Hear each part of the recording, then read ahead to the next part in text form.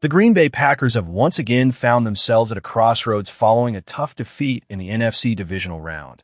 And this time, it stings even more. With the Chicago Bears standing on the other side, the loss feels like a bitter reminder of the rivalry's intensity, leaving Packers fans in dire need of a silver lining as they look ahead to the 2026 season. So, where are you watching from, Packers Nation? Share your thoughts in the comments below, because optimism is brewing, and it's time to dive into what could be a transformative offseason. According to CBS Sports, there's reason to believe in the future of the Packers, especially with the promising rookie defenders they've secured in the 2026 NFL Draft. The excitement centers around 4 key additions: 2 defensive backs and 2 defensive linemen.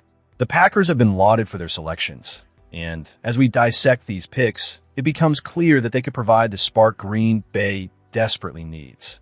First up is Brandon Cisse, a former cornerback from South Carolina, who stands out as the highest pick for the Packers this draft. Taken in the second round at number 52 overall, Cisse is already drawing attention for his potential. CBS Sports highlighted that he received stellar grades for his selection, and ESPN's Matt Miller even deemed it one of the best picks of the draft based on value and fit. This isn't just a nod to the player's talent. It reflects the Packers' strategic foresight in reinforcing their secondary. Cisse's ability to lock down receivers could significantly bolster a unit that has faced its share of struggles. Then we have Chris McClellan, the defensive tackle from Missouri, who was scooped up in the third round. With 48 tackles, 8.0 tackles for loss, and 6.0 sacks last season, he earned second-team All-SEC honors.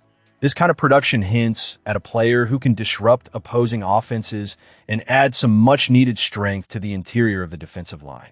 For a team that has long prided itself on a stout defense, McClellan's arrival is a beacon of hope. The Packers need that interior pass rush, and McClellan could be the answer to help alleviate pressure on the edge rushers. Speaking of edge rushers, Danny Dennis-Sutton is next on the list, and his performance has been nothing short of impressive. Known for his ability to get to the quarterback, Dennis-Sutton matched his previous year's output with 12.0 sacks, proving he can be a game-changer. Despite Penn State's overall struggles, his individual metrics scream potential, and if he can translate that success to the NFL level, he could become a vital piece of the Packers' defense. The anticipation surrounding Dennis-Sutton is palpable, as fans hope he can develop into a dominant presence on the field. Completing the quartet is Domani Jackson, a cornerback with a roller-coaster college career but undeniable talent. After stints at both USC and Alabama, he has the pedigree, having once been a 5-star plus prospect. The fact that Nick Saban trusted him speaks volumes about his potential. Jackson's selection in the 6th round could turn out to be a steal for the Packers, especially if he can harness the skills that made him a coveted recruit. In a league that thrives on defensive versatility, Jackson's mix of size and athleticism could provide the Packers with the depth they need in their secondary. While the infusion of talent is always welcomed, it's important to remember the challenges that lie ahead. The Packers have a lot of work to do to rebuild their defense into a unit that can compete for championships. The pressure will undoubtedly be on these rookies to deliver early and often. With the expectations high, how quickly they adapt to the professional game will be critical. As we analyze this influx of young talent, the overarching sentiment is one of cautious optimism. The Packers have the pieces in place to turn things around, but it will require commitment and development from coaching staff and players alike. The choices made in this draft could very well determine the trajectory of the team in the coming seasons.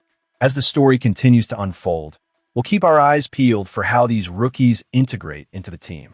Let's transition into our next segment, where we'll explore the ongoing discussions surrounding potential trades and player movements that could further shape the Packers' future. As we dive deeper into the story behind Trey Smack, the Green Bay Packers' new kicking prospect, we're left with a sense of intrigue about how this young talent could shape the future of the team. The journey from a lacrosse field in Maryland to Lambeau Field is not just a tale of athletic prowess, it's a testament to the unexpected pathways that lead to NFL glory. Where are you watching from? We want to hear your thoughts on this rising star, so make sure to leave a comment below. The spark for Smack's football career ignited from a conversation between former NFL kicker Matt Stover and his son, Joe. Joe's enthusiasm about Smack's kicking skills piqued Stover's interest, turning a casual remark into a pivotal moment for Smack's future. It's amusing to consider that both Smack's mother and Stover had no idea who each other were at first. For Stover, a name like Matt Stover resonates loudly in NFL history, ranking 6th all-time in points scored and field goals made. Trey Smack was primarily a lacrosse player, and his initial foray into football came as a sophomore at Severna Park High School. His mom's reaction to Stover's name reflects the initial obscurity surrounding Smack's potential. But it was clear from the start that this young athlete had something special. Stover's first impression of Smack during their meeting at McDonough High School was nothing short of remarkable. The confidence exuded by Smack was palpable. He opted for a single kick evaluation, and he didn't disappoint. Stover was quick to recognize that Smack had the leg strength and the athleticism necessary to compete at a high level, particularly in the notoriously difficult kicking conditions of Green Bay. Stover's expertise in training kickers cannot be overstated. His experience mentoring Mason Crosby, a name synonymous with consistency for the Packers, lends weight to his assessment of Smack. The fundamentals of kicking, as Stover explains, are crucial. It's not just about making a kick. It's about understanding why it was successful or why it went astray.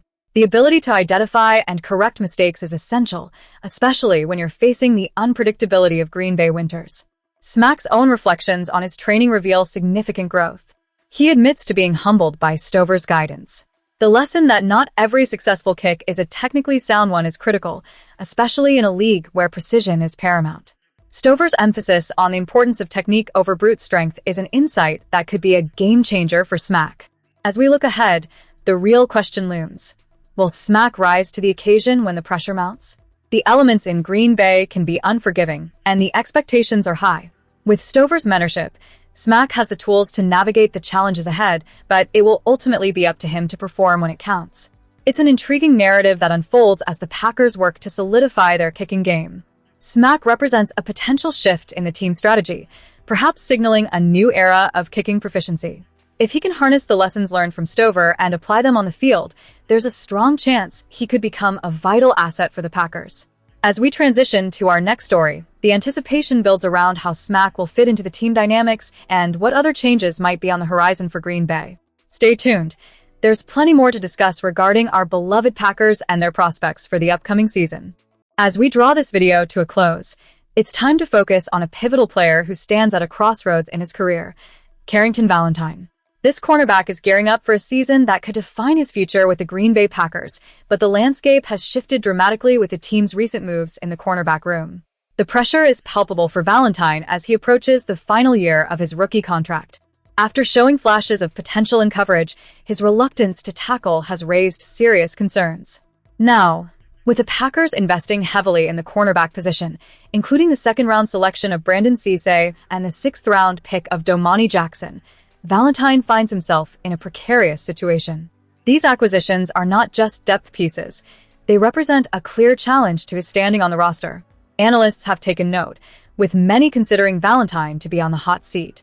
A poor performance in the previous season has only compounded his issues, leading to the signing of veteran corner Benjamin St. Just. The fact that the Packers prioritized the cornerback position in the draft indicates just how critical this season is for Valentine. The team's decision to draft Cisse at pick 52 suggests they view him as a potential starter, and that puts Valentine's future in jeopardy. Ben Solik's observations highlight the urgency of Valentine's situation. He points out that Valentine's starting role was already in doubt before the draft, with his disappointing 2025 campaign leading to increased scrutiny and competition. The Packers are known for their patient approach with rookies, but in this case, the expectation is clear. Cisse must prove he can step up, and Valentine needs to rise to the occasion or risk losing his job altogether. If we look closely at Valentine's performance metrics, the numbers are concerning. He allowed a passer rating of 126.1 when targeted last season, ranking him among the worst outside cornerbacks in the league. The acquisition of both Cisse and St. Just suggests that the Packers are not just looking for depth, they are actively seeking an upgrade. The likelihood of a rotation involving these players could further diminish Valentine's role, especially against larger receivers where he has struggled.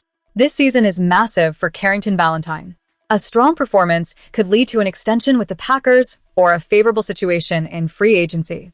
However, if he repeats the mistakes that marred his last season, he risks becoming a mere footnote in roster discussions, relegated to the bottom of the depth chart wherever he lands next. For fans watching from all corners, where are you tuning in from? What do you think about Carrington Valentine's prospects this season?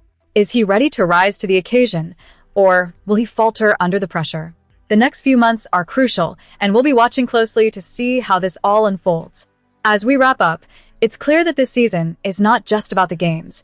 It's about the future of players like Valentine and the direction of the Packers as a whole. Make sure to subscribe and leave your thoughts in the comments.